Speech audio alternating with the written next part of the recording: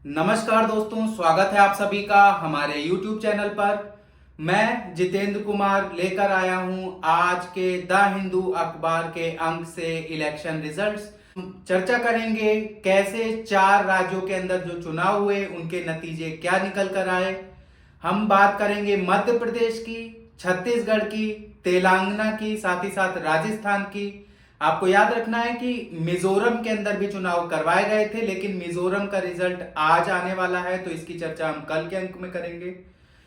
अब आपको जानना है, सबसे पहले मध्य प्रदेश की हम बात करें तो मध्य प्रदेश के अंदर भारतीय जनता पार्टी, जिसकी रूलिंग गवर्नमेंट वहां ऑलरेडी मौजूद थी, वहां पर दोबारा से भारतीय जनता पार्टी को अच्छा खासा बहुमत देखने को मिला है। आप अपनी स्क्रीन के ऊपर देख सकते हैं कि मध्य प्रदेश में भारतीय जनता पार्टी को 163 सीटें मिली हैं। 230 सीटें कुल वहां मध्य प्रदेश में देखने को मिलती हैं।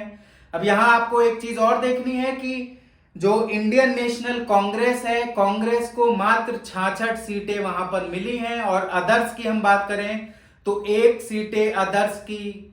अगर हम राजस्थान की बात करें तो आप देख सकते हैं कि राजस्थान में भारतीय जनता पार्टी को 115 सीटें वहां पर मिली हैं।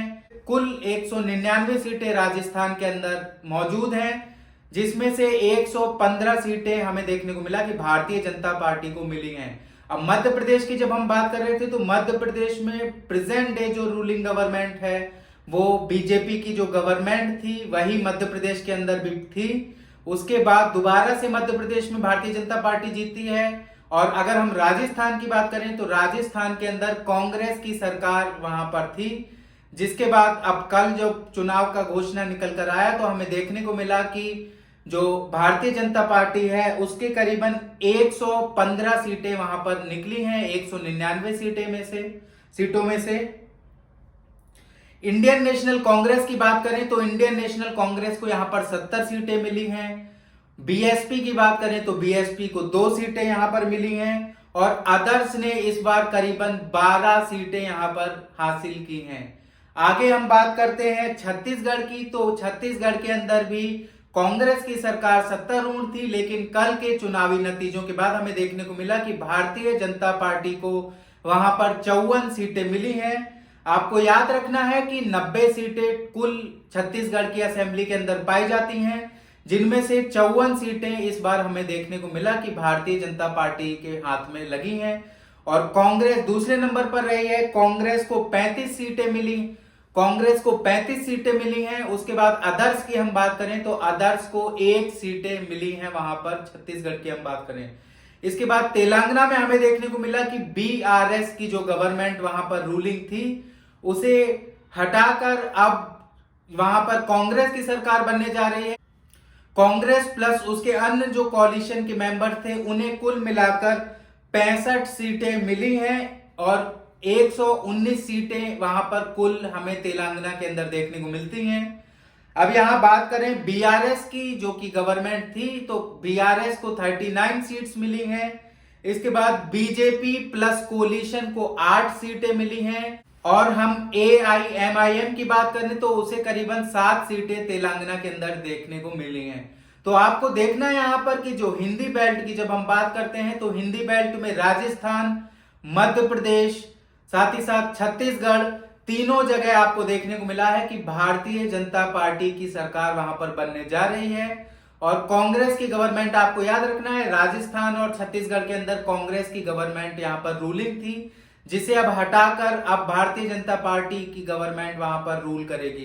कुछ लोग अब चर्चा कर रहे हैं कि क्या हमें 2024 के चुनाव में भी कुछ ये जो अभी चुनावी परिणाम आए हैं 4 राज्यों के, माफ कीजिएगा, अभी आ चुके हैं, एक राज्य मिजोरम का भी बचा हुआ है जो आना है, तो क्या हमें इन 4 राज्यों के ये जो चुनावी परिणाम आए हैं इसका हमें रिजल्ट का जो डिक्लेरेशन है ये हमें 2024 के इलेक्शन में इसका प्रभाव देखने को मिलेगा?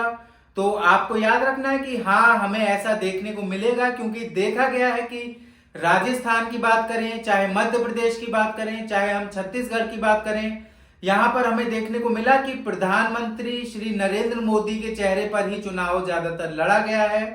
और अगर जब 2024 के हम चुनाव की बात करेंगे तो 2024 में हमें देखने को मिलेगा कि जो चुनाव लड़े जा रहे हैं वो दोबारा से प्रधानमंत्री श्री नरेंद्र मोदी के चेहरे पर ही लड़े जाएंगे।